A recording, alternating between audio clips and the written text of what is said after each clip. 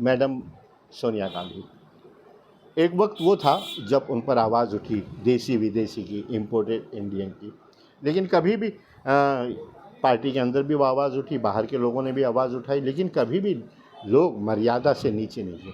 अभी 2024 के assembly election में यहाँ के एमपी अरविंद सावंत ने जिस तरीके से अपनी भाषा की मर्यादा को गिराया है, वो यकीनन काबिले एतराज़ है, काबिले मज़म्मत है।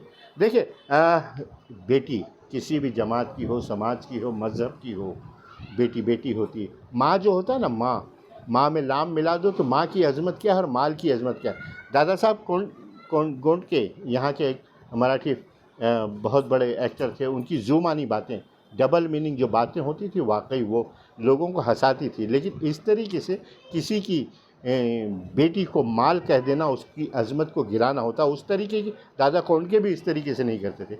लेकिन जिस तरीके की भाषा का इस्तेमाल किया गया, वो यकीनन हर वो बेटी के लिए, बहन के लिए, माँ के लिए वो काबिल एतराज़ है और उस पर एतराज़ करना चाहिए, उसकी मज़म्मत होनी चाहिए।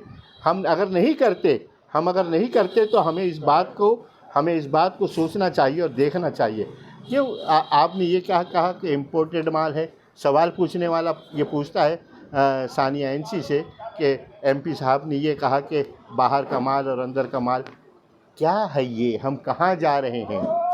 सानिया एनसी के साथ जिन अल्फाज का इस्तेमाल किया गया वो यकीनन काबिल एतराज़ है। सानिया एनसी नहीं, अगर वो शहनाज भी होती और उसके बारे में भी इस तरीके की बात की जाती तो यकीनन वो काबिल एतराज़ थी और काबिल मज़म्मत थी। और इस बात को जिस तरीके से एमपी साहब अरविंद सावंत साहब ने कहा है, उनको तो शर्म आनी चाहिए। इस तरीके की भाषा का इस्तेमाल करना चाहिए क्या?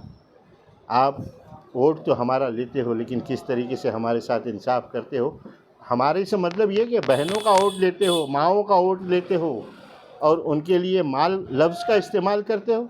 आप जिस जगह बैठे हैं उस जगह पर इस अपनी मर्यादा को, इन भाषा की मर्यादा को समझना चाहिए और आपको इन बातों के लिए माफ़ी को मांगना चाहिए।